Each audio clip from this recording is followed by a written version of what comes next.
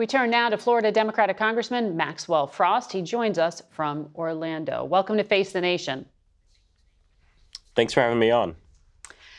Congressman, President Biden is in Florida today to assess damage from Hurricane Milton. At least 60 Democratic lawmakers, some from Florida, have called for Congress to immediately return to Washington to vote for aid. You haven't joined that call. Why?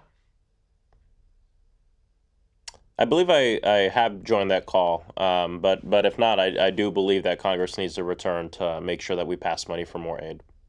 How immediately do you need that to happen? How in need is your community? Our community is very much in need across Florida, but the thing we have to understand is, yes, FEMA has the resources necessary to deal with the current situation.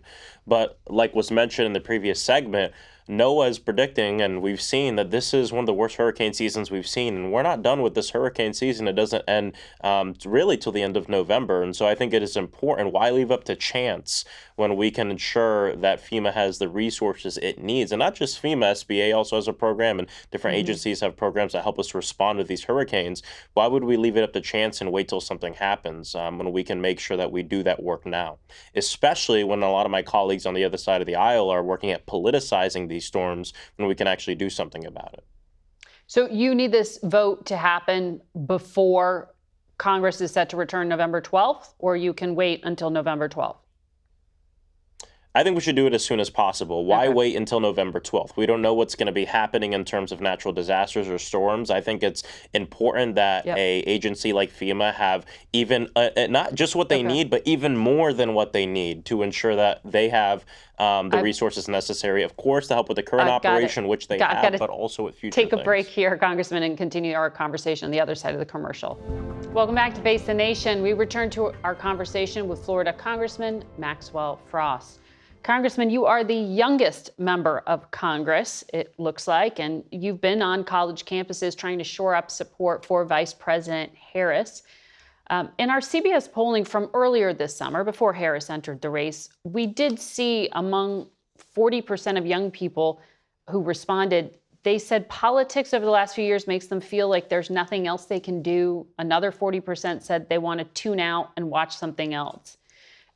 Young people may not be apathetic, but they certainly don't seem to be excited about the political system as a way to affect change.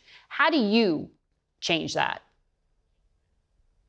Well, I appreciate the question, and it's not just up to me, right? It's up to all of our leaders, all of our organizers, people on the ground to make sure that young people understand that if they step away from their civic power that they have, there's people who don't have their best interests at heart that are more than happy to step into that power for them. I mean, you mentioned, a number that comes before Kamala Harris being the top of our ticket. I've seen, as I've traveled this country, did a back to school tour just a few weeks ago, a lot of enthusiasm and excitement around this election, especially with young voters wanting to vote for Kamala Harris. And, there's this notion that young people are not being involved in the political system, and we can do better, but people should know that young people are voting at the highest numbers in our country's history. 2020 was the highest youth voter turnout in the history of our country. 2018 and 2022 are the highest youth voter turnout in the midterm in the history of our country too. So we're trending in the right direction. We just need to continue to reach out to young people and not take those votes for granted. Right, and there's that question of enthusiasm actually translating to votes. You said vibes don't mean votes, I saw you say.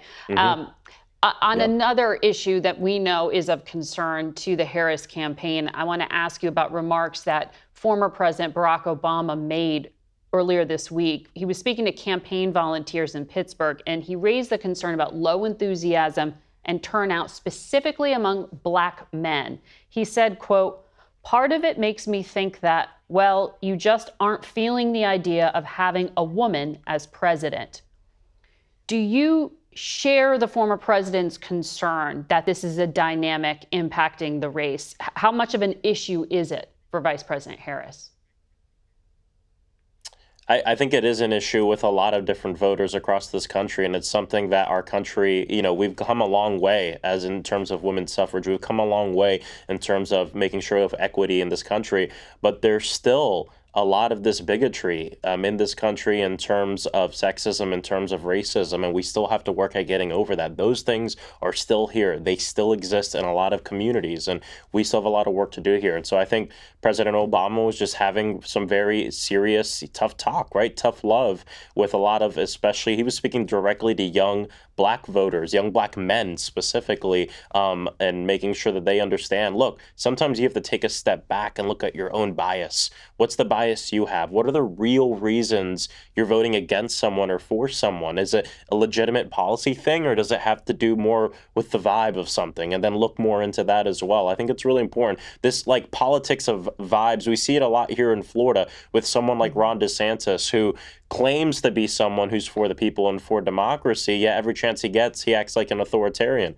Then I go to voters who have family members who've escaped countries with authoritarian leaders, and I ask them, why are you voting for someone who's emulating what your parents escaped? And they can't quite explain it. It has to do with the vibes, with the atmosphere the politician has created. And I think we still have to contend with that as a country, and that's what the president was talking about. Congressman, thank you for sharing your insights. We're going to have to leave it there for today.